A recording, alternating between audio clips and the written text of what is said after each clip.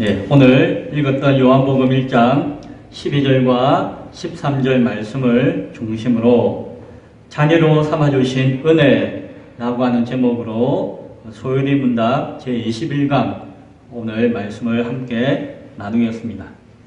제가 어릴 때에 어머니께서 아버지도 그런 이야기 하셨는데 양녀를 데리고 오시겠다라는 이야기를 하신 적이 있으셨어요. 이제 저희 집은 아시다시피 아들만 둘이잖아요. 그러니까 아들만 둘이니까 얼마나 삭막했겠어요. 그것도 저기 경상도 무뚝뚝한 아들만 둘이 있으니까 경상도에 비하면 그 강원도는 조금 정겨운 면이 없잖아 있는 것 같아요. 무뚝뚝한 아들만 둘이 있으니까 딸이 필요하시겠거니라는 생각도 잠깐 들었는데, 그런데 그때에 딸을 양녀로 데려오시겠다는 이야기를 하실 때에 제가 반대를 했습니다. 동생은 별 이야기 아무 이야기도 없었고 별로 생각도 없었던 것 같은데 제가 반대를 했어요. 그런데 제가 반대한 이유가 뭔가 하니 그때 어머니 아버지가 이런 이야기를 하셨어요. 딸을 데리고 올 때에 왜 데리고 오는가. 그때가 아마 제가 초등학교 때 한번 그런 이야기를 하셨고 제가 거의 한 중고등학교쯤 됐을 때도 그런 이야기를 한번 하셨는데, 그때 제가 반대한 이유가 뭔가 하니 딸을 양녀를 데려오는 이유가 데려와가지고 그 살림시킨다고 하시더라. 빨래도 시키고 설거지도 시키고 청소도 시키고 그 살림을 좀 시켜야겠다라고 하면서 딸을 데리고 온다는 것이에요. 그런데 제 마음에 그게 옳지 못하다고, 그냥 딸을 데리고 오면 데리고 오지 일 시키려고 데려온다는 것이 제 어린 마음에 그것이 옳지 못하다는 생각을 한 것 같아요. 그래서 제가 결사 반대를 했던 기억이 납니다. 그런데 지금 지나서 생각해보면 제가 여쭤보진 않았는데, 이제 딸을 데리고 오면은 딸에게 너희들이 사랑을 빼앗길 것 같으니까 염려하지 말라. 얘는 그냥 이렇게 그냥 하려고 한다라고 안심시키기 위해서 그렇게 이야기하신 것 같기도 한데, 한편으로는 정말 그렇게 생각하고 데리고 오시려고 했는지 모르겠어요. 그래서 여차여차 그 이유에 대해서는 잘 몰랐지만 그런 전차로 제가 반대했던 기억이 아직도 있습니다. 어머니 가끔 그때 그 이야기를 하시는 것 같아요. 왜 이 이야기 하는 거 아니? 나중에 시간이 지나서 제가 후회를 좀 합니다. 물론 그때는 안 돼! 무슨 웬 콩쥐를 데리고 와서 괴롭히는 거야! 안 돼! 이런 어떤 때 아닌 정의감 때문에 반대를 했었지만, 지나고 보니까 아들만 둘이 있고 다 객지 나가서 생활하고 있는데, 또 아버님 돌아가시고 난 다음에 어머니 혼자 계신데, 이럴 때 딸이라도 이렇게 그냥 어려서부터 키웠던 딸이라도 옆에 있으면은 얼마나 좋으실까. 그냥 말동무도 되고 친구도 되고 정말 딸과 같이 딸이니까 양녀 삼으면은 좋았겠다. 제가 또 아들들이 그렇게 잘 못해드리니까, 물론 동생은 저보다 훨씬 잘해드리지만 아무튼 제 입장에서 보면은 잘 못해드리니까 그런 생각이 살짝 후회가 될 때가 있습니다. 양녀를 그때 드릴 걸 괜히 내가 반대했네 라는 생각을 하게 되어져요. 우리 집사님 댁에는 아들도 있고 딸도 있으니까 참 좋으시겠네요. 그런데 감사한 것은 저희 이모님이 돌아가시고 난 다음에 저희 큰이모, 작은이모님이 계셨는데 두 분 다 돌아가셨어요. 큰이모님 댁에는 우리 현아, 딸 하나가 있고 우리 작은이모님 댁에는 영아, 진아, 딸 둘이 있습니다. 사촌들이 다 딸만 있는 거예요. 그렇죠? 그러니까 이모들이 다 돌아가시고 나니까 이 딸들이 이제 남은 이모, 이제 엄마 대신할 수 있는 분이 저희 어머니 한 분이니까, 물론 예전에도 이렇게 멀리 지낸 건 아니었지만, 제가 없는 동안에 가끔 이렇게 전화한다라는 이야기를 하면은 얼마나 좋은지 몰라요. 그래도, 근데 양녀 못 삼는 게 아쉽다라는 마음이 있는데, 그래도 사촌 여동생이지만, 자기들 저한테는 여동생이 없으니까, 걔네들이 어려서부터 저한테는 여동생이죠. 그래서, 그래도 가끔이라도 자기들 살기 바쁘고 떨어져 있지만, 하나는 제주도 살고, 둘은 부산에 살지만, 가끔 이렇게 어머니한테 전화해주면은, 그게 참 고마워요. 제가 하면 되는데, 제가 잘 못해서 그런 것도 있지만은, 참 고맙다라고 여길 때가 있는데, 또 한편으로는 저희 이모가, 작은 이모가 살아계실 때 제가 뭐 이모 댁에는 딸만이었으니까 이모한테 그냥 무뚝뚝한 저지만 이모 참 좋았거든요. 너무너무 저를 사랑해주고 저도 너무너무 좋아했는데, 그래서 이모 나중에가 아니고 제가 아들 노릇 할 테니까 뭐 걱정하지 마라, 뭐 이런 이야기를 한 적이 있었어요. 그래서 아마 그런 마음을 늘 가지고 있었는데, 갑작스럽게 이모님이 일찍 돌아가시는 바람에 늘 미안해요. 늘 미안하고, 그러면서 그 여동생들에게는 어머니를 또 어머니처럼 이렇게 연락하고 안부하기를 원하니까 제가 참 이기적이다라는 마음이 들기도 하고, 또 이모한테는 참 죄송하다라고 하는 마음이 들기도 합니다. 오늘 그 양자됨이라고 하는 소인의 문답의 주제를 대해서 이렇게 주제를 나눌 때에 이 생각들이 제 머릿속에 계속 만들게 되었어요. 아들을 얻는다고 하는 것, 딸을 얻는다라고 하는 것, 자녀를 낳는다라고 하는 것이 단순히 내 몸으로 낳은 자식도 자식이지만, 그 법적인 어떤 절차에 따라서, 과정에 따라서 세워놓은 자녀도 어찌 보면은 내 몸에서 낳은 자녀보다도 더 귀하고 더 의미 있는 자녀도 될 수가 있었을 텐데 라는 생각을 하게 되어지고, 그래서 뭐 사촌지간이라도 여동생들이 어머니한테 잘하면 저도 정말 친동생과 같이 여기는 마음이 있으면 참 좋을 것 같아요. 왜 그런 이야기 하는 거 아니? 또한 제가 이제 한참 바쁠 때에는 뭐 있어도 자주 연락도 못하고 다 시집가고 해서 연락도 못하는데, 제가 이제 개척을 했잖아요. 이제 친구도 없고 여기는 뭐 혼자 있잖아요. 맞죠? 물론 여러분이 계시고 또 많은 가족들이 있고 또 기도하는 분들이 계시지만, 그런 가운데서 그 사촌 여동생들이 제 설교를 들었다라고 아멘해서 문자 해주고 하는 것들이 참 고맙게 느껴져요. 그러니까 한 사람이 귀하다는 것을 알고 있는 가운데서, 내 피부치 내 형제라도 함께 말씀 가운데서 은혜 나눈다는 것이 참이 복된 것이구나 라고 하는 것을 느끼면서 여러 생각을 하게 되어집니다. 그래서 물론 함께 한 배에서 난 형제 자매도 귀하고 그런 부모 자식 관계도 귀하지만은 하나님 안에서 맺어진 가족과 형제 관계도 귀하다라는 생각을 하게 되었습니다. 자, 이제 말씀으로 들어가죠. 성경은 구원받은 하나님의 백성들을 다른 표현으로 뭐라고 또 자주 표현하는 거 아니? 하나님의 자녀들이다 라는 표현을 많이 하고 있습니다. 그렇죠? 하나님의 자녀라고 하는 거죠. 저도 여러분도 하나님의 자녀다 라는 이야기를 성경에서 많이 합니다. 오늘 읽었던 본문 요한복음에서도 영접하는 자, 곧 예수 그리스도의 이름을 믿는 자들에게는 하나님의 자녀가 되는 권세를 주셨다라고 하는 말씀을 하고 계시죠. 로마서 8장 14절에도 무릇 하나님의 영으로 인도함을 받는 그들은 곧 하나님의 아들이라 라는 말씀도 주고 계세요. 이와 같이 하나님 앞에 나아간 택한 백성들이 하나님의 자녀 되어진다, 하나님의 아들 되어진다 라고 하는 표현이 성경에 무수히 많이 묘사되어지고 표현되어지고 있는 것을 보게 되어집니다.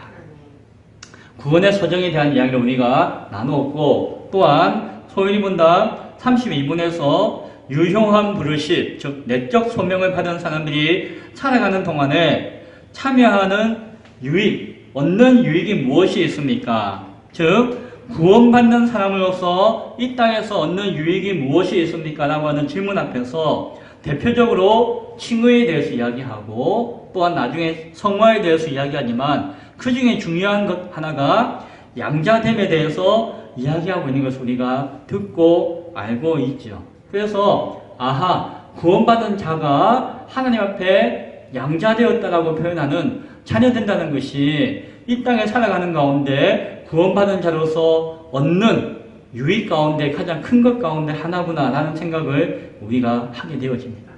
오늘 소인의 문답 34문에서는 그 가운데 양자됨에 대한 이야기를 우리에게 나누어 주고 있습니다. 자, 한번 문답을 한번 읽고 함께 나눠 보겠습니다. 자, 33문 문과 답을 같이 읽어 보겠습니다. 시작. 양자로 삼는 것이 무엇인가? 답. 양자로 삼는 것은 하나님이 값없는 은혜로 정하신 것인데 이로써 우리를 하나님의 자녀의 수요 중에 들게 하시고 그 모든 특권을 누리게 하시는 것이다 라고 이야기합니다.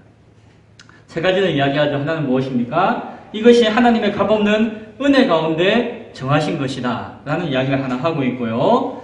하나님께서 정하심으로 말미암아 우리가 하나님의 자녀 가운데 들게 되어진다 라고 이야기하고 있고, 그로 말미암아 많은 모든 특권을 누리게 하시는 이유가 있다 라고 이야기해요. 그래서 하나님의 은혜의 뜻 가운데서 하나님의 자녀 가운데 우리를 들게 하시고 그로 말미암아 우리에게 많은 특권을 누리게 하시는 뜻이 있다라는 이야기를 해주고 있습니다. 자, 칭의와 비교해서 잠깐 생각해 본다면은 구원받은 사람이 얻는 것으로 칭의에 대해서 우리가 지난 시간에 살펴보았죠. 그런데 그 칭의의 특징이 무엇이었습니까? 실제로는 우리가 의롭게 된 것이 아니에요. 그렇죠. 우리가 완전히 의롭게 된 것은 아니지만, 그러나 예수님의 그 십자가의 구속이 하나님 앞에 의가 될 때 그 예수 그리스도의 의가 우리에게 어떻게 된다? 전가되어짐으로 말미암아 하나님이 예수 그리스도의 의를 우리의 의로 여겨주시고 그것으로 말미암아 우리를 의롭다라고 선언하여 인정해 주시는 것, 그것이 칭의다라고 말씀드렸죠. 자, 칭의와 비교해서 이 양자됨의 특징이 있는데 이것은 무엇인가 하니, 하나님께서 우리를 양자, 자녀 삼으시는 것은 이것은 법적인 근거에 의한 것이에요. 즉, 양자라고 하는 것은 태어나면서부터 자녀가 된 것이 아니었죠. 원래는 자녀가 아니었는데 법적으로 그 사람을 나의 자녀로 이렇게 입양하죠. 그래서 법적으로 그것을 꽝꽝꽝 이렇게 합법적으로 자녀 삼는 것을 양자된다라고 표현하는 것입니다. 그런데 이 양자됨의 특징은 칭의와는 달리 그 의미는 법적인 모양과 뜻을 이야기하는 것이지만 그 실체는 무엇이다? 정말로 하나님의 자녀가 된다는 것입니다. 칭의와는 또 뒤집어졌죠.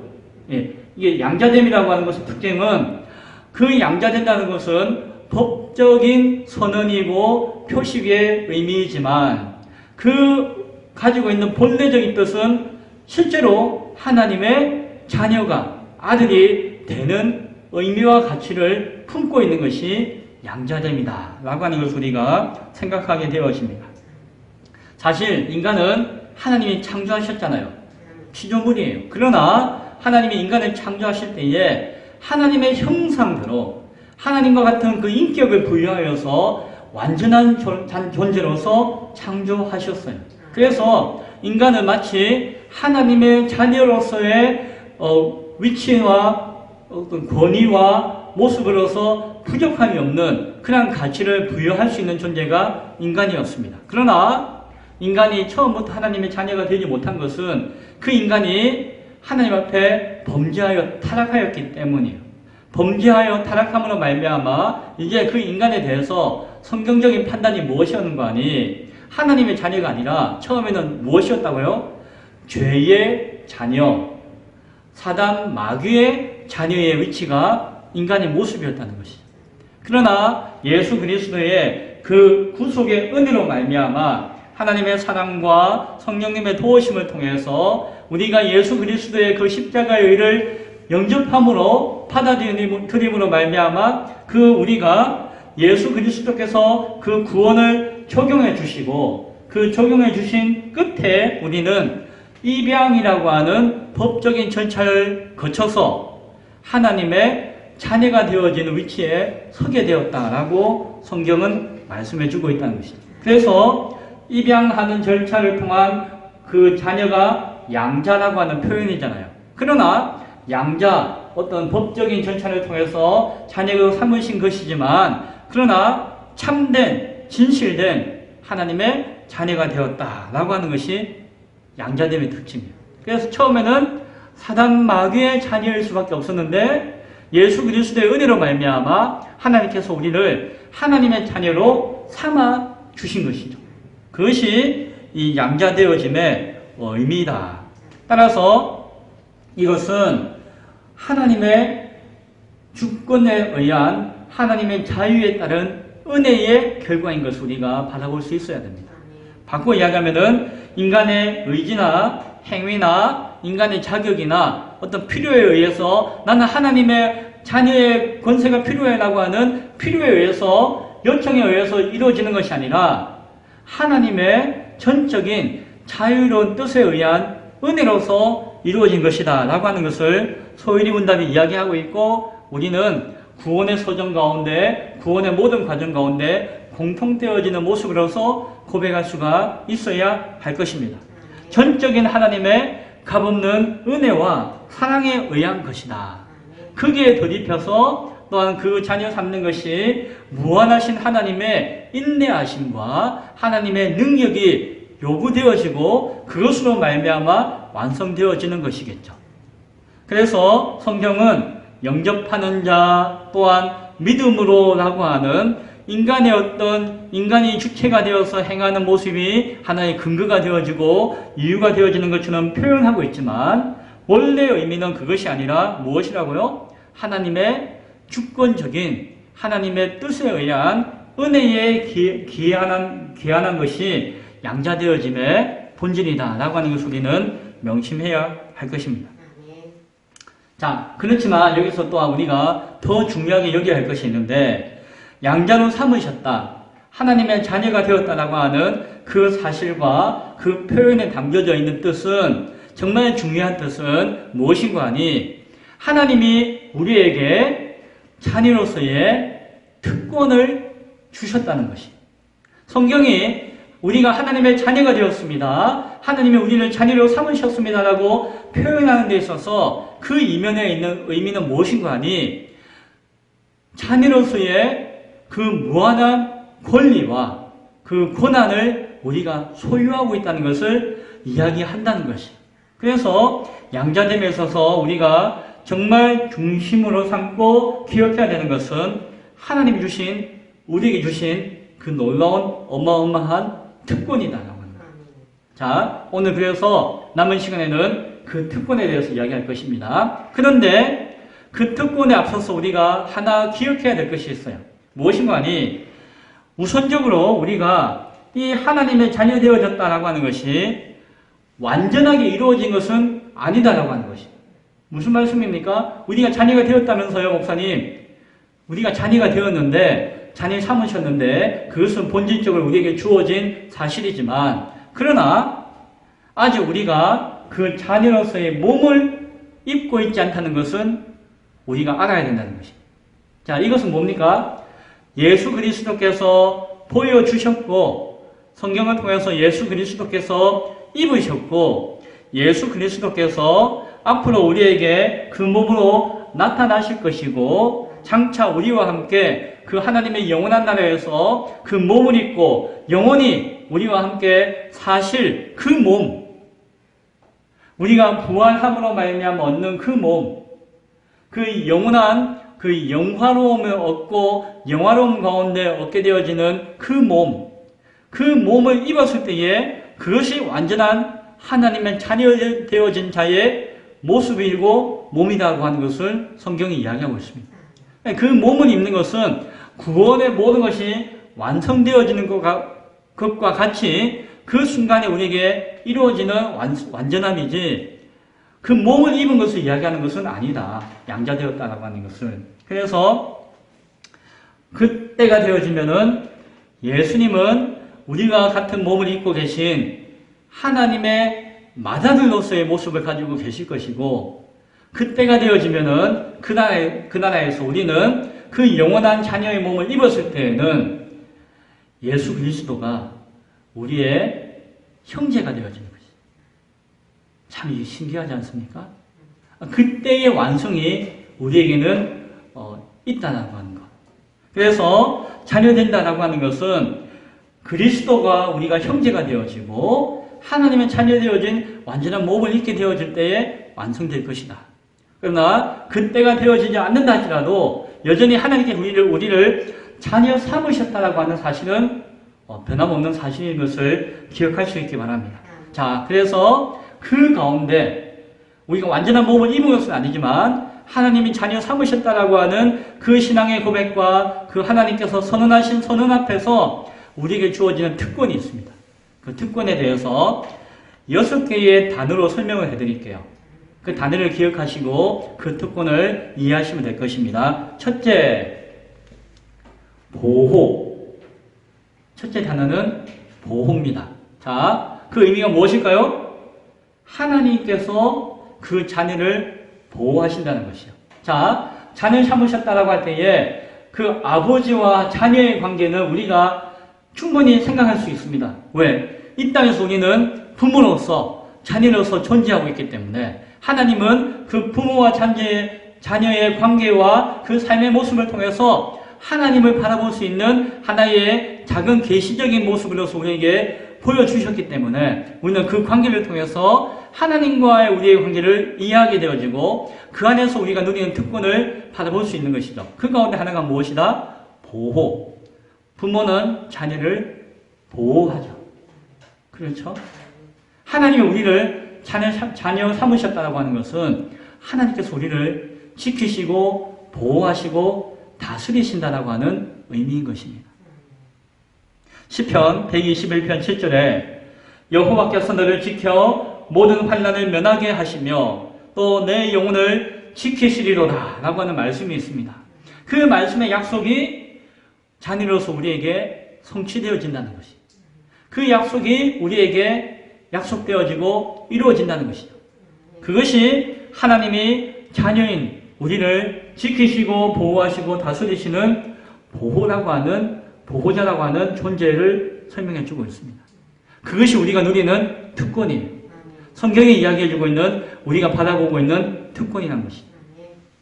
두 번째 단어는 공급.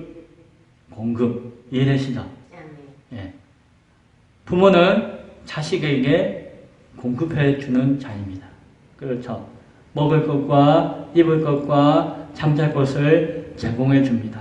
비록 빈약하고 작을 수는 있지만 그러나 부모에게 자식에게 주고자 합니다. 시편 34편 10절에 여호와를 찾는 자는 모든 좋은 것에 부족함이 없으리로다. 하나님의 백성 자녀를 향하신 이 말씀의 약속이 자녀되어진 우리 가운데 성취되어진다는 것입니다. 약속되어지고 있다는 것이죠. 그것이 우리에게 특권으로 주어지고 있다는 것이죠. 하나님은 그 자녀들의 모든 필요들을 이미 다 알고 계시고 그것을 채워주시고자 계획하고 원하시고 계시다는 것이죠. 그래서 하나님은 우리에게 공급해 주기를 원하시고 공급자로 서 계시다. 세 번째, 우리에게 주어지는 특권이 있는데 징계. 뭐라고요? 징계. 예. 아이고, 징계 이거는 별로 원하는 특권이 아닌데요. 참된 부모라면은 그 자녀에게 징계하는 자입니다. 자녀가 어긋난 길로 가고 잘못된 길로 가고 바른 길로 가지 못하다고 할 때에 참된 부모는 자녀를, 물론 요즘 함부로 채찍질하면 안 되지만 채찍을 들어서라도 바른 길로 가게끔 하는 것이 참된 부모의 모습이에요. 그래서 자녀는 그것이 자녀가 누리는 특권이라고 하는 사실을 기억해야 돼요. 하나님은 때로는 우리를 징계하실 때가 있으십니다. 그것은 미워서가 아니라 우리를 악하게 하시기 위해서가 아니라 우리를 자녀 삼으시고 사랑하시기 때문에 그 은혜로서 그 사랑의 표현으로서 때로는 징계하신다는 것입니다. 따라서 참 자녀가 누리는 특권 중에 가장 중요한 특권 중에 하나가 무엇이다? 징계라고 하는 것이죠. 그래서 히브리서 12장 6절에는 이와 같은 말씀이 있습니다. 주께서 그 사랑하시는 자를 징계하시고 그가 받아들이시는 아들마다 채찍질 하십니다. 이것이 막 때린다는 이야기가 아니잖아요. 바른 길로 이끌어 가신다는 징계하여서 그것이 참된 자녀의 증거이자 특권이라고 하는 사실을 기억하시기 바랍니다. 때로 우리가 죄를 지었는데 하나님이 아유 그래 아유 그래 해서 멸망의 길로 가게 하신다? 그는 자녀가 아니란 것이죠. 아버지가 아니라는 것이죠. 세 번째 단어는 징계였습니다. 자, 네 번째는 뭘까요? 네 번째는 기도. 네 번째 뭐라고요? 기도입니다. 우리는 하나님께 기도할 수 있고 교통할 수가 있습니다. 예수님께서는 우리가 하나님께 기도할 때에 뭐라고 기도해야 된다라고 가르쳐 주시는 거 아니? 뭐라고 하셨나요? 하늘에 계신 우리 아버지여 라고. 우리가 아버지께 기도하는 것이다. 너희가 자녀가 아버지께 구하듯이 기도해야 한다. 그렇게 기도하라고 가르쳐 주셨어요. 그냥 아버지가 아니라 아바 아버지라고 성경은 이야기합니다. 아바는 아람어로서 아빠라는 뜻이에요. 그러니까 아버지를 친근하게 표현하는 부르는 말이에요. 그래서 아버지 그건 참 좋죠. 그것도 친근한 표현인데 우리 어릴 때는 입이 열리면서 아빠, 엄마 하잖아요. 그럼 본성적으로 나오는 표현이에요. 그렇죠? 말을 하자마자 배우는 첫 단어죠. 가장 친근하고도 가장 원초적인 표현의 부르심이 아빠라고 하는 것이죠. 하나님을 아빠라고 부르라고 하는 거예요. 가장 원천적인 아버지로서 관계자로서 관계하는 존재로서 부를 수 있다는 것이죠. 하나님을. 그래서 우리는 아빠라고 친근하게 부르는 그런 마음과 그런 다가감으로써 하나님과 교통하며 무엇 할 수 있다? 기도할 수 있다. 이것이 무엇이다? 자녀의 특권이라는 것입니다. 기도한다는 것은 들으신다는 것이고 들으신다는 것은 응답하신다는 것입니다. 들으시고 응답하시고 아빠라고 부르면서 하나님의 그 마음을 우리가 바라보고 누리게 하시고 우리의 마음을 하나님께 드리게 하시는 그것이 자녀를 향한 자녀 삼으신 우리를 향하신 특권이다.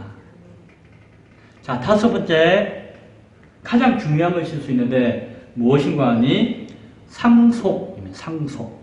뭐라고요? 상속. 한자 더 붙이면 상속자. 로마서 8장 17절에 자녀이면 또한 상속자 곧 하나님의 상속자요 그리스도와 함께 한 상속자니 우리가 그와 함께 영광을 받기 위하여 고난도 함께 받아야 할 것이니라. 예전 성경에는 후사라고 하는 표현을 하기도 했습니다. 후사라고 하는 것이 딴 이야기가 아니라 상속받을 수 있는 고난이 있는 자녀라는 의미를 이야기하는 것입니다. 핵심은 우리가 하나님의 자녀되었다고 하는 것은 하나님 나라를 유업으로 받는 자가 되었다는 거예요. 그것이 우리의 권리가 되었다는 것입니다. 그래서 우리는 막 눈치 보다가 그 하나님 나라 가는 그 자리 조금만 하나 좀 이게 아니라 우리는 하나님의 자녀로서 당당히 하나님의 그 나라 가운데 거할 수 있는 자가 그냥 권리가 있다라고 하는 사실을 바라보아야 한다는 것입니다. 당당하게. 왜요? 아버지의 상속자이기 때문에. 그래서 우리가 하나님을 아버지라 부를 수 있다. 하나님이 우리를 자녀 삼으셨다라고 하는 그 표현 가운데서는 하나님 나라에 들어갈 수 있는 상속의 권한을 가지는 자가 되었다라고 하는 의미가 있다는 것입니다. 또한 이 말씀 가운데 우리가 하나 눈여겨볼 것이 있는데 오늘 로마서에서는 상속자는 영광과 함께 또한 뭐가 있다고 했나요? 고난도 함께 할 수 있다고 하는 이야기를 하고 계세요. 그래서 하나님의 나라를 상속받은 자녀에게는 또한 이 땅 가운데 고난이 있을 수도 있다고 하는 것을 성경은 말씀해 주고 있다는 것이죠. 그러면 어떤 사람은 이렇게 이야기합니다. 고난은 싫어요. 그냥 나는 상속만, 영광만 받을래요. 그래서 고난이 두렵고 힘들어서 그럴 바에는 난 상속자의 고난을 받지 않으렵니다. 내가 부모의 빚더미까지 껴안을 바에는 아예 부모의 상속의 고난을 내가 포기하렵니다. 이런 어떤 세상적인 마음을 가지고 하나님을 바라보고자 하는 사람도 있어요. 참 어리석은 사람이다라고 할 수가 있습니다. 한편으로 보면은 그 사람이 이미 하나님의 참된 자녀가 아니었을 수도 있어요. 겉으로는 그런 것 같은데 본질은 아닌 증거가 그것을 거절하고 싶은 마음이 있는 것이 그 증거일지도 모를 것입니다. 그러나 성경은 이야기합니다. 로마서 8장 18절에서 그 이후에서 뭐라고 이야기하는 거 아니? 생각하건대 현재의 고난은 장차 우리에게 나타날 영광과 비교할 수 없도다. 현재의 고난은 장차 우리가 받을 영광과 비교할 수가 없도다라고 하는 이 말씀이 어디에서 나오는 말씀이라고요? 우리가 하나님의 상속자가 되어진다고 하는 말씀 가운데 나오는 것입니다. 하나님의 상속자로서 영광과 함께 고난도 받고자 하는 마음이 있어야 된다. 그러나 이어서 하시는 말씀이 그 고난은 이 현재에 받는 고난인데 이 현재의 고난은 장차 받을 그 나타날 영광에 비교하면은 아무것도 아니다. 비교할 수도 없는 것이다 라고 하는 말씀을 주고 있다는 것이에요. 따라서 현재의 고난이 자녀가 받는 하나의 시험으로서 올 수는 있지만 그것은 잠시 동안의 것이며 영원한 영광과는 비교할 수 없는 것이다 라고 하는 것을 우리가 바라보아야 한다는 것입니다.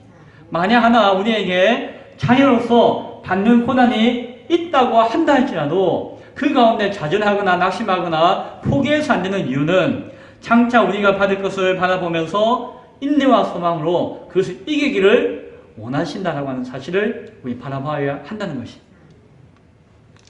자, 마지막으로 6번째 마지막 단어는 교회입니다. 뭐라고요? 교회. 하나님은 교회를 통해서 하나님을 아버지라고 부르는 자들을 다 모이게 하셨습니다. 그래서 교회를 통해서 하나님의 아버지라고 부를 수 있는 자녀들을 모이게 하시고 그들로 하여금 가족을 이루게 하셨어요.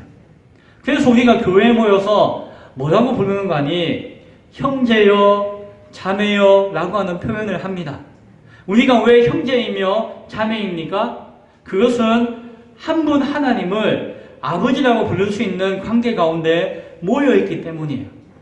우리가 아버지가 어머니가 같아서가 아니라 하나님을 아버지라고 부를 수 있는 자녀로서 여전히 모여있기 때문에 우리는 아버지 하나님 안에서 한 형제요, 한 자매, 가족이라고 하는 표현을 하고 있는 것입니다. 그래서 우리가 형제님, 자매님 이런 표현을 저는 어려서부터 많이 했는데 그것은 뭐 요즘 많이 안 하는 경우도 있지만은 그런 표현을 할 수 있고 해야 되는 이유는 무엇이나 우리가 믿음 안에서 한 분 아버지 안에서 한 가족이라고 하는 사실.